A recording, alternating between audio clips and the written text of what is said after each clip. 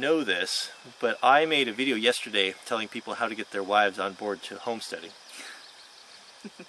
You haven't watched it. No. She doesn't watch my videos. I'm living the dream. I don't need to watch the videos. So, well, I made this video.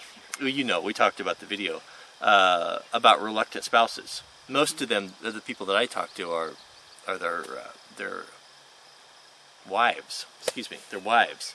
But I got a lot of responses today from wives that are on board or doing it, and their husbands are not doing it, which I was surprised at.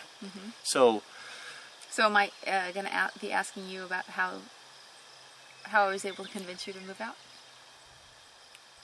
Well, that wasn't the case for us. Was it? I think we were both in agreement. You were just wanting to move to some remote location far, far away, and I wanted something... Not quite so far away. Not quite so far away. The point of the video yesterday was there's two moving out. There's moving out into the middle of nowhere with no support, with no community, with nothing going on, which is not very fun for anyone. Or then there's moving out a place that has like-minded people. So I'm kind of coming from that perspective. So if you have a wife, if you were a wife and your husband all of a sudden says, hey, let's pack up and sell everything and quit our jobs and we're going to be like Wranglerstar and move out in the homestead. What advice would I give him? Yeah, what would you say? He has got to sell the idea to his wife. I already know. I know this. So he has to explain to her, A, why it's a benefit to the family or to them, what is going to be fun about it, what is exciting, what they can learn, and then also he needs to sell the community. So it's got to be a place that has the things that are important to the spouse. I think the community is the most important thing because that is what... I guess that's what is probably the hardest thing to leave. The fact that your friends are there and the comfortable lifestyle that you've already established and to go to a new place and school. I didn't even think about schools. Or jobs. All those. Finding a new job. I think, just a lot of the inhibitions or a lot of the concerns from women are, like I was saying, many of us as men have these really grand ideas we come up with. We get really excited about them, and then 2 or 3 months down the road, they're just not that important anymore. And that, to me, if I was a woman and I saw my husband or boyfriend, doing that, I would be thinking, yeah, why don't we just wait out a month or two until you're past this phase, and then and then we don't need to sell our house. Well, I think too, like when we have watched those, PBS has some reality TV shows, and they did like the Pioneer Woman type of show. Right. The woman is sitting in the kitchen doing things she doesn't want to do, and the guys get to be out cutting the wood and doing the gardening, and they get to be outside, and the woman is inside washing sheets and making beds and vacuuming and in the hot kitchen, and it's not fun. I remember you commenting on that when we were watching it. Yeah, if that was my job, I wouldn't love it. Right. So what is how do you get on? So is now a good time to discuss doing more indoor labor for you? No. No, there's never a good time to discuss that. There's not a no. We have our roles, we all have our burdens, right? We're not really getting to the point of the video. What was the point of the video? How do you get your spouse to move out? Oh, how to get on board. Yeah. Well, when I made the video yesterday, the points that I brought forth are the points that we had talked about so many times, and it is getting involved, and making sure, I talked to one of my subscribers on the phone today, and we talked about, that wind's going to be bad in the video. We talked about going in the same direction. He gave the analogy of a rowboat. The wife is going backwards and the husband's going forward, and they're not going anywhere, whatever it is, whether it be a career or buying a house or whatever it is. If you're not on that same page, you're just going to go in circles. So what I hear from you is easing in, and being realistic, I think. Realistic. Like to move up to northern Montana, where you don't know anybody, no one has a job, no one has any skill sets, it sounds awful. But if you say, hey honey, we're going to move out of town half an hour, we can still go see a lot of our friends, where there's we're going to get an acre and a half. It's manageable. We can learn a lot of different things. There's still places where we can take classes on canning, or we can go to the hardware store and get help. I mean, it's doable then, and then you can move up. I mean, we took incremental steps to get where we are today, and I think that that's important as well. What do you think are the hardest things? What's the worst aspect of moving out of the city and into a homestead? Well, clearly, I mean, family and friends, you miss them. You don't get to see them as often. It's not as convenient. You definitely have to plan things. That can be difficult. You can't just go to the store when you need something. Right. Yeah, you have to plan, and you don't want to drive back and forth, or else you're in the car for hours every day. So you definitely have to think about what are we going to town for, what are we not going for. If you're invited to a party in the evening and a brunch in the morning, you're probably going to just do one social engagement rather than two because you don't want to be gone all day. So there's a lot of that kind of thing. You have to put more effort into connecting with the community too. You have to put more effort into getting out and meeting people because there's just not the pool of people that you can meet. But the thing with it though is that the people that you do meet most likely are going to be like-minded. Like you've been really good about, you were concerned about not having that community or not having other women to do things with and to sit and talk because you're a social person, you like to do those things. I'm happy to be up here by myself. So I know that was a big concern for us, but you have really put yourself out by getting involved with the canning programs and getting involved with the homeschooling network and pushing yourself into this and you're starting to meet some nice ladies that are like-minded. Yeah. Yeah, that's it. Yeah. And I think, well, and part of the thing is convenience nowadays is, you know, like for us to drive to the bank is 45 minutes. Well, instead of going to the bank, now you can do everything on your iPhone. So, I mean, some of those things you just have to use the technology that's available.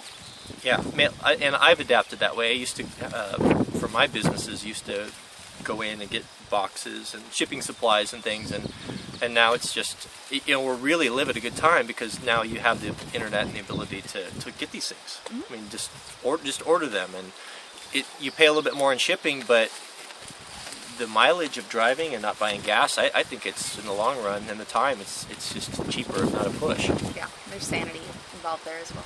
Yeah, it is about, you do have to plan better. Yeah, that's for sure.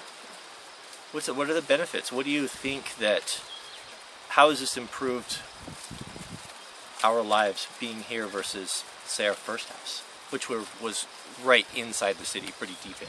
Yeah. Well, it's just much more peaceful. It's much more calm. It's more restful at our home, and that's really nice. And I think you have much more of a sense of accomplishment because you can walk around the property and see, you know, I use the chainsaw to cut that down, and I helped to clear that bad part of the forest, and I, you know, mowed 3 acres with my push mower. We don't have a big mower yet. Or, you know, I worked in the garden and I can look at my pantry and see the shelves full of peaches and yada yada. And that's pretty nice. So that independence and slower, just more time. More time. And we spend more time together as a family. Yeah. There's fewer distractions, I would say. You know, we still can drive to the movies and go see the movie if we want to, but you aren't bombarded all the time, which is nice. I had noticed that too. I really noticed when we go into town how much stimulation is there with advertising and billboards and the noise. The noise really is hard on me. The cars and the buses going by, because I'm just not used to that out here. You know, and the funny thing is that you become numb to that when you live there. It's like living next to a train track. After a while, you just don't even notice that it's there. So, anything else? Any other advice? I just think you have to sell it, and you have to find a community that suits your need, whether you know, if you're really into some hobby, maybe find something fairly close by, or, you know, there's a lot of beautiful communities across the country, and you just want to get close to one that is going to have what you enjoy. I think you need to spend a lot of time and really be 100% sure on the area that you choose. You know, it's almost impossible. I like this area, and I talk to people, and we talk about it, and they ask about it, and they're looking at maps and reading online, but it's almost impossible to decide on a homestead like that. You need to get out there and see it. And how do you do that out of state? You know, I don't know. ideally you would, if you kind of were going to choose an area you wanted to live, it would be nice to be able to come and rent a place there for 6 months, or see what happens through a winter time, or see what happens in the summertime. You know, like our neighbors, you know, do they have snow until July because they live in this area that doesn't get any sun? You know, how would you know that unless you saw it there? You just don't. So well, and our house was in the shadow of a huge hill, and we didn't get sun on the house for a couple of months a year, and we would never ever do that again. Yeah, I think we'd grow ferns in our carpet. We didn't really. It was wet though. I don't think it's healthy. You know, it's just not.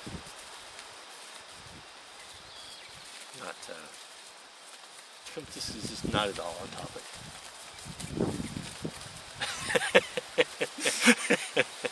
Okay. Well, is that all? Yeah. All right. So would you recommend it? You think it's good for the family and good for the marriage? Yes. Yeah, I do too. All right. Now, do you want to talk about chores? Yeah, well, let's get that over with.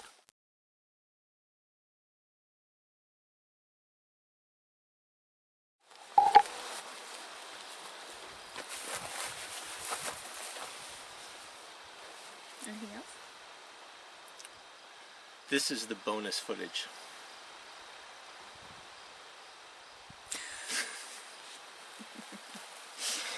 I was in post-production with this video, and then the bird outside starts chirping. She had something else to say.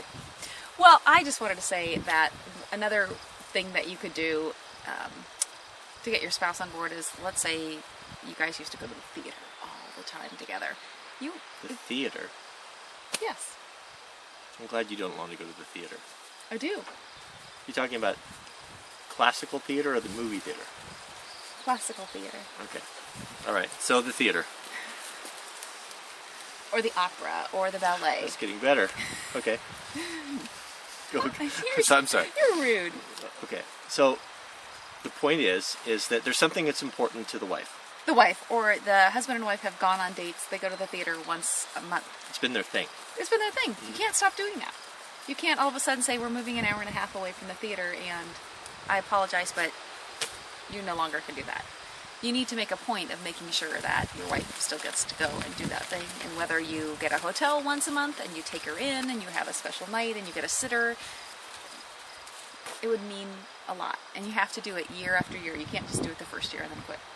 So the thoughtfulness of a spouse seeing to something like that that's important to the other will cover a multitude of sins. Absolutely. Okay. 100%. That is good advice. Yes. Want to go to the theater? No.